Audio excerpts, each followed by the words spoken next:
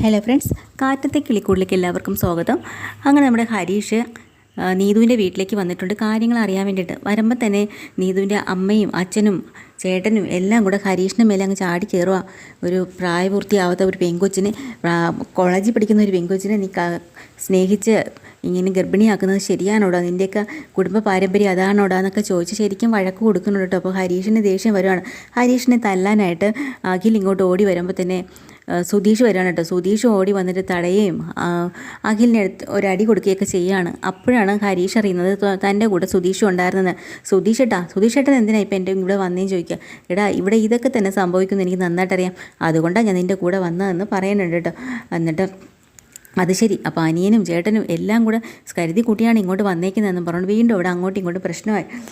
ഇവളെ നമ്മളെ നാണം കെടുത്തിയില്ലേ നാട്ടുകാരുടെ മുന്നിൽ, നിൻ്റെയൊക്കെ കുടുംബ പാരമ്പര്യം ഇതാണല്ലേ എന്നൊക്കെ പറഞ്ഞിട്ട് ശരിക്കും അങ്ങോട്ടും ഇങ്ങോട്ടും വഴക്കായി അഖിൽ സുധീഷിനെ അടിക്കാൻ പോകുന്നുണ്ട്. സുധീഷാണെങ്കിൽ അങ്ങനെ നമ്മുടെ സുധീഷും ഹരീഷിനെയും കൂടെ അടിക്കാനായിട്ട് അഖിൽ വരുക കേട്ടോ. അപ്പോൾ അമ്മയും പറയുന്നുണ്ട്, നമ്മുടെ നീതുവിൻ്റെ അമ്മയും പറയുകയാണ്, അതെ നീയൊക്കെ ചേർന്നിട്ട് എൻ്റെ മോളെ ജീവിതം നശിപ്പിച്ച് കളഞ്ഞല്ലോടാ, ഇനി ഞങ്ങൾ എന്താടാ ചെയ്യുന്നതെന്ന് പറഞ്ഞിട്ട് ഭയങ്കര പ്രശ്നമായി കേട്ടോ. വെറുതെ വിടില്ലടാ നിന്നെന്നും പറഞ്ഞ് അവർ കയ്യാങ്കളി അങ്ങോട്ട് തുടങ്ങി. അച്ഛനും ഉണ്ട് കൂട്ടത്തിൽ. പ്രശ്നം രൂക്ഷമാവുമെന്ന് അറിഞ്ഞപ്പോൾ അവസാനം നീതു എന്താ ചെയ്യുന്നത് വെച്ചാൽ ഉച്ചത്തിൽ അങ്ങ് വിളിച്ച് പറയാം, ഒന്ന് നിർത്തുന്നുണ്ടോ എന്ന്. എന്നിട്ടും നിർത്തുന്നില്ല, പരസ്പരം തല്ല് തന്നെയാണ്. അങ്ങനെ നീതു അടുത്ത് ഉറക്കെ വിളിച്ച് പറഞ്ഞിട്ട് ഞാൻ പ്രഗ്നൻ്റ് അല്ല എന്നിങ്ങോട്ട് പറയുമ്പോൾ എല്ലാവരും ഞെട്ടിത്തരിച്ച് നോക്കുക. എന്താടി നീ പറഞ്ഞത്? നീ എന്താ പറഞ്ഞതെന്ന് അമ്മ അങ്ങനെ ചോദിച്ച അടുത്തേക്ക് വരുവാണ്. ഞാൻ പ്രഗ്നൻ്റ് അല്ല എന്ന് സത്യം പറഞ്ഞാലും നിങ്ങൾ വിശ്വസിക്കില്ലേ? അപ്പോൾ പ്രഗ്നൻ്റ് ആണെന്ന് കള്ളം പറഞ്ഞാൽ നിങ്ങൾ വിശ്വസിക്കുമോ? എന്നാലും പ്രശ്നം, ഇതും പ്രശ്നമാണോ? അല്ല, നീ എന്താടി പറഞ്ഞത്? പ്രഗ്നൻ്റ് അല്ലെന്നോ? ആ അല്ല. അപ്പോൾ ഹരീഷ് അങ്ങ് അന്തം വിട്ടുപോയി കേട്ടോ. ഹരീഷിന് ഇനിയിപ്പോൾ എന്ത് ചെയ്യാൻ പറ്റും? വീണ്ടും നമ്മുടെ അഖിൽ അങ്ങോട്ട്, എടി എന്താടി നീ പറഞ്ഞത്? അടിക്കാൻ ഓങ്ങാണ്. സുധീഷ് തടഞ്ഞ് നിർത്തിയിട്ട് പറയാം, എടാ കുറച്ച് അടങ്ങി നിൽക്കുക, എന്തിനാണ് ഈ ബഹളം? അവൾ സത്യം പറഞ്ഞല്ലോ, അവൾ നടന്ന കാര്യം എന്താന്ന് പറഞ്ഞു, പിന്നെ നീ എന്തിനാ അടങ്ങി നിൽക്കടാ എന്നും പറഞ്ഞ് അങ്ങോട്ട് മാറ്റി നിർത്താൻ കേട്ടോ. അപ്പോൾ ഹരീഷ് ചോദിക്കുന്നുണ്ട്, എന്താടി നീ പറഞ്ഞത്? ഹരീഷ്, ഞാനത് നീ എന്തിനാ അങ്ങനെ പറഞ്ഞത്? അതേ അല്ല, അത് പറ, നീ എന്തിനാ അങ്ങനെ ഒരു കാര്യം പറഞ്ഞത്? അല്ല അതെ, വേറൊന്നുമല്ല, നിങ്ങളെല്ലാവരും കുടുംബക്ഷേത്രത്തിൽ പോയില്ലേ? ആ സമയത്ത് എൻ്റെ ഈ പോങ്ങളെന്ന് പറഞ്ഞ ഒരുത്തന്തി അവിടെ നിൽപ്പുണ്ടല്ലോ, അവനും ഈ അച്ഛനും അമ്മയും കൂടെ എന്നോട് എന്താ കാട്ടിയെന്നറിയോ? അവൻ്റെ ഒരു കൂട്ടുകാരനെ എന്നെ അങ്ങ് കെട്ടിച്ച് കൊടുക്കാമെന്ന് വിചാരിച്ചു. അങ്ങ് കൊണ്ടുപോയി അമ്പലത്തിൽ വെച്ച്, അവിടെ വെച്ച് ഒരു രക്ഷയില്ലാന്ന് കണ്ടപ്പോൾ അവസാനം ഞാൻ ഇങ്ങനെ അങ്ങ് പറഞ്ഞു. അതാ നടന്നത്. അപ്പോൾ ഹരീഷ് ചോദിക്കണം, നീ എന്തിനാ പിന്നെ എന്നോട് കള്ളം പറഞ്ഞാൽ? അതെങ്കിലും സത്യം പറയണ്ടേ? ആ, നിന്നോട് പറഞ്ഞത് നീ 2 ദിവസം എന്തായാലും നിന്നിട്ട് വട്ട് കളിപ്പിക്കാൻ വേണ്ടിയിട്ടാന്ന് പറയുമ്പോൾ, ആഹാ അത് കൊള്ളാമല്ലോ. കേട്ടോണ്ടിരുന്ന സുധീഷ് അങ്ങോട്ട് പൊട്ടിച്ചിരിക്കാൻ തുടങ്ങിയിട്ടോ. എന്തിനാണ് ചിരിക്കുന്നത്? അയ്യോ എനിക്ക് വയ്യ, എന്തൊക്കെയാണ് ഈ കേൾക്കുന്നത്, എനിക്ക് വയ്യേന്നും പറഞ്ഞുകൊണ്ട് സുധീഷ് അങ്ങ് ചിരിയാട്ടോ.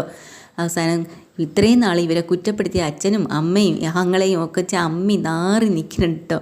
അപ്പം എന്നിട്ട് അഖിലിനോട് അഖിൽ പറയാനാണ്, എടി നീ അല്ലേടി എന്നോട് പറഞ്ഞത് സ്കാൻ ചെയ്ത് നോക്കാനായിട്ട്? അതെ, സ്കാൻ ചെയ്ത് നോക്കാൻ പറഞ്ഞു. നീ എന്നെയും കൊണ്ട് പോയോ സ്കാൻ ചെയ്യാൻ? ഇല്ലല്ലോ. ഇനിയിപ്പോൾ കൊണ്ടുപോയാലും സത്യം അപ്പോഴേ അറിയാൻ പറ്റുമായിരുന്നു ഞാൻ പ്രഗ്നൻ്റ് അല്ല എന്നുള്ള കാര്യം. അത് ഇനിമേൽ എന്നോട് ഇങ്ങനെയൊന്നും കാണിക്കരുത്, അതുകൊണ്ടാണ് ഞാനിങ്ങനെയൊക്കെ ചെയ്തതെന്ന് പറയാം കേട്ടോ. അങ്ങനെ ഹരീഷിനെ വിളിച്ചും കൊണ്ട് നീതു പുറത്തേക്ക് ഇറങ്ങി, സുധീഷും പുറത്തു പോയി. ഇപ്പം മനസ്സിലായല്ലോ, ഇവിടെ വേറെ കുഴപ്പങ്ങളൊന്നും ഇല്ല, ഞങ്ങളെ പറയാനുള്ള എല്ലാം നിങ്ങൾ പറഞ്ഞു വെച്ചല്ലോ എന്ന് പറഞ്ഞ് ചിരിച്ച് മണ്ണ് കപ്പി ഇവരിറങ്ങി പോവാണ്. അന്നേരം അകത്താണെങ്കിൽ അച്ഛനും അമ്മയും ഏട്ടനും കൂടെ പ്ലിങ്ങായി അവിടെ നിൽപ്പുണ്ട് കേട്ടോ. എന്തൊക്കെയായിരുന്നു. പുറത്തിറങ്ങുമ്പോൾ നമ്മുടെ ഹരീഷിനോട് സുധീഷ് പറയണം, നിങ്ങൾ സംസാരിക്കുക, ഞാൻ അങ്ങോട്ട് മാറി നിൽക്കാമെന്ന്.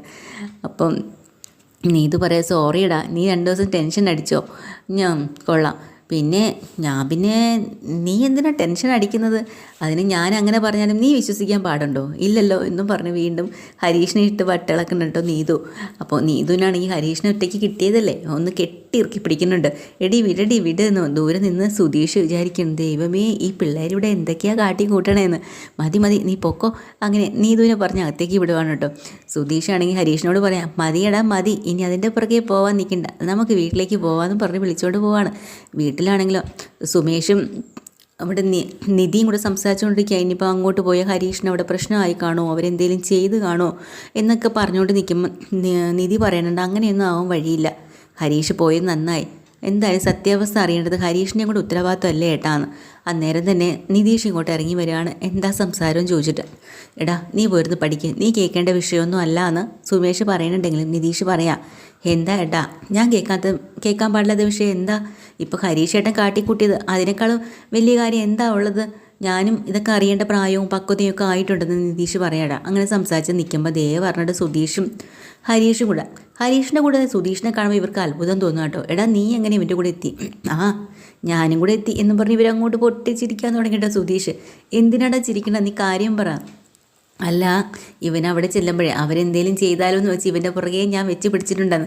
അവിടെ ചെന്നപ്പോഴല്ലേ കാര്യങ്ങളുടെ കിടപ്പോച്ചൊക്കെ നേരെ മറിഞ്ഞതെന്ന് പറഞ്ഞു അങ്ങോട്ട് ചിരിക്കാൻ തുടങ്ങി. ദേ കുറച്ച് സമയമായി സുധീഷ് ഇങ്ങനെ നിന്ന് ചിരിക്കുന്ന. അവിടെ എന്താ നടന്നത്, കാര്യം പറ, ഞങ്ങളിട്ട് വട്ടളക്കല്ലേ എന്ന് നിധി പറയാട്ടോ. എൻ്റെ പൊന്നു നിധി, അവിടെ എന്താ സംഭവിച്ചെന്നറിയോ? എന്താ സംഭവിച്ചേ? കല്യാണത്തിന് അവർ സമ്മതിച്ചോ? ഇവനോട് അയക്കാമെന്ന് സമ്മതിച്ചോ? അതൊന്നും അല്ല നടന്നത്. അവൾ പ്രഗ്നൻ്റ് അല്ലാന്ന്. അല്ലെന്നോ? എന്നിട്ട് എന്തിനാ ഇങ്ങനെയൊക്കെ പറഞ്ഞത്? അവളെ ഞങ്ങൾ കുടുംബക്ഷേത്രത്തിൽ പോയ സമയത്ത് അവളെ വേറെ എവനെ കൊണ്ട് അഖിലിൻ്റെ കൂട്ടുകാരനെ കൊണ്ട് കെട്ടിക്കാൻ നോക്കി. അതിൻ്റെ ദേഷ്യത്തിൽ അവൾ പറഞ്ഞതാണ് പ്രഗ്നൻ്റ് ആണെന്ന്. പിന്നെ ഹരീഷിനോട് പറഞ്ഞതാ. ഹരീഷിനോട് ഇങ്ങനെ സത്യം പറയണ്ടേ? അതല്ലേ രസം, അവനെ 2 ദിവസമായിട്ട് വട്ടളക്കാന്ന്. അതിൻ്റെ പേരിലെ ആ കൊച്ചങ്ങനെ പറഞ്ഞത്. കൊള്ളാം, എന്തായാലും നന്നായി. അങ്ങനെ എല്ലാവരും കൂടെ ഹരീഷിനെ ഇട്ട് പാറുന്നുണ്ട് കേട്ടോ.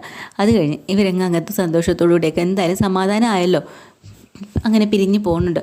പക്ഷേ നമ്മുടെ നീതുവിൻ്റെ വീട്ടിൽ നീതുവിന് ഒരു സമാധാനവും കൊടുക്കുന്നില്ല. അമ്മയും അച്ഛനും ആങ്ങളെയും കൂടെ അവനെ കൂടെ കല്യാണം കഴിച്ച് നീ പോവരുത്, നീ ഇങ്ങനെ കള്ളം പറഞ്ഞത് ശരിയായില്ല, ഞാൻ വേണമെങ്കിൽ എൻ്റെ കൂട്ടുകാരനോട് ഒന്നും കൂടെ പറഞ്ഞല്ല സെറ്റാക്കാം, നിനക്കൊക്കെ പറഞ്ഞാൽ മനസ്സിലാവത്തില്ലടാന്ന് വീണ്ടും നീതു ചോദിക്കുകയാണ്. എനിക്ക് ഹരീഷ് അല്ലാതെ വേറെ ആരും വേണ്ട, ഞാൻ ഹരീഷിനെ വിവാഹം കഴിക്കും പലതവണ പറഞ്ഞതാ. അവരുടെ വീട് കൊള്ളത്തില്ല, അവർക്ക് വീട് കേസ് നടന്നുകൊണ്ടിരിക്കുക. ഇനി ഒരു പക്ഷേ അവരുടെ ആങ്ങളയ്ക്കാണ് ഈ വീട് കിട്ടുന്നതെങ്കിൽ ഇത് അവങ്ങളെല്ലാവരും വഴിയിലിറങ്ങേണ്ടി വരും. എൻ്റെ മോളും അങ്ങനെ ആവില്ലേ? അവനാണെങ്കിൽ ഒരു വർക്ക്ഷോപ്പ് ജോലി ഉണ്ടെന്നേ ഉള്ളൂ, സ്വന്തമായിട്ടൊരു വർക്ക്ഷോപ്പ് അല്ല, സ്വന്തമായിട്ട് ഇട്ടേക്കുന്നതുമല്ല. ഇങ്ങനെയൊക്കെയുള്ളൊരു വീട്ടിൽ നിന്നെ എങ്ങനെ പറഞ്ഞയക്കാൻ പറ്റുന്നത്? നീ അവിടെ എങ്ങനെ ജീവിക്കും? നിൻ്റെ സഹോദരന് അല്ലേടി ഞാൻ, എനിക്ക് നിന്നോട് സ്നേഹം ഉള്ളതുകൊണ്ടാണ് പറയണതെന്ന് പറഞ്ഞ് അഖിൽ കുറേ സെൻറ്റിമെൻറ്റ്സ് ഒക്കെ പറയുന്നുണ്ട്. ഞാനൊരു കാര്യം പറയാം, എനിക്കിവിടെ ഇരുന്ന് ഭക്ഷണം കഴിക്കണം, ഇല്ലെങ്കിൽ ഞാൻ ഇപ്പോൾ അകത്തേക്ക് പോകും. ഞാനൊരു കാര്യം പറഞ്ഞോട്ടെ, ഈ പറയുന്ന ആളിന് ഇത് വല്ലതുണ്ടോ? നമ്മൾ താമസിക്കുന്നതും ഇതുപോലൊരു വാടക വീട്ടിലാണ്. എപ്പോൾ വേണമെങ്കിലും വഴി റോഡിലേക്ക് ഇറങ്ങി നിൽക്കാം. പിന്നെ ജോലിയുടെ കാര്യം, ഹരീഷിന് ഒന്നുമില്ലെങ്കിലും അവൻ പഠിച്ച പണി, അവൻ സ്വന്തം വർക്ക്ഷോപ്പ് അല്ലെങ്കിൽ അവൻ പണി ചെയ്യുന്നുണ്ട്. ഈ ഇരിക്കുന്ന ആളിന് എന്താ ഉള്ളത്? ഒരു പണിയില്ലാണ്ട് അച്ഛൻ്റെ ചിലവിൽ ജീവിക്കുകയല്ലേ ചെയ്യുന്നത്. എന്നിട്ടാണോ എന്നെ കുറ്റപ്പെടുത്തുന്നതെന്ന് പറഞ്ഞിട്ട് അകത്ത് പോയിട്ട് ഭക്ഷണം കഴിക്കുക. ഇതൊരു നല്ല ദേഷ്യമുണ്ട് കേട്ടോ. കാരണം ഇങ്ങനെ അവർ കുറ്റപ്പെടുത്തി കല്യാണത്തിന് വേണ്ടി നിർബന്ധിച്ചുകൊണ്ടിരിക്കുകയാണ്. ആ സമയത്ത് ഹരീഷിൻ്റെ ഫോൺ വരുവാണ്. ദേഷ്യം പിടിച്ച് എന്താ ഹരീഷ്, എന്താ വേണ്ടതെന്നൊക്കെ പറയാം. സൗണ്ട് കേൾക്കുമ്പോൾ ഹരീഷ് പറയാം, ഞാൻ പിന്നെ വിളിച്ചോളാം, നീ ഓക്കെ എല്ലാം തോന്നുന്നു. ഫോൺ കട്ട് ചെയ്യാണ്. കുറച്ച് സമയം കഴിഞ്ഞ് നീതു അങ്ങോട്ട് വിളിച്ചിട്ട് പറയാം, എന്തായാലും എന്നെ എന്താ തിരിച്ച് വിളിച്ചുകൂടായിരുന്നോ? എടി എന്താ പ്രശ്നം? ദയവ് ചെയ്ത് ഹരീഷ് എന്നെ കല്യാണം കഴിക്കുന്നേ, എനിക്കിവിടെ സമാധാനമായിട്ട് ഇനി പിടിച്ച് നിൽക്കാൻ പറ്റില്ല. ഇവർ വീണ്ടും കല്യാണത്തിന് വേണ്ടി നിർബന്ധിക്കുക. ആ വേണ്ടാന്ന് പറഞ്ഞവനെ വീണ്ടും എൻ്റെ തലയിൽ കെട്ടിവെക്കാൻ നോക്കിക്കൊണ്ടിരിക്കുകയാണ്. പിടിച്ച് നിൽക്കുന്നതിനൊരു അതിരില്ലേ? ദയവ് ചെയ്ത് എന്നെ ഇവിടുന്ന് അങ്ങോട്ട് മാറ്റ്. എടി ഞാൻ ഹോസ്റ്റലിൽ വല്ലതും നിന്നെ മാറ്റിയാൽ മതിയോ? അത് പറ്റില്ല, കല്യാണം കഴിച്ച് തന്നെ മാറണം. എന്നെ ഇവിടുന്ന് കൊണ്ടുപോയേ പറ്റുള്ളൂ ഹരീഷ് എന്ന് പറയാട്ടോ. ഹരീഷ് ആകെ ധർമ്മസങ്കടത്തിലായി. അതാണ് ഇന്നത്തെ എപ്പിസോഡിലോട്ടോ. ഡീറ്റെയിൽഡ് എപ്പിസോഡുമായിട്ട് വീണ്ടും വരാം. ചാനൽ ഇഷ്ടമായ ലൈക്ക് ചെയ്യുക, സബ്സ്ക്രൈബ് ചെയ്യുക. താങ്ക്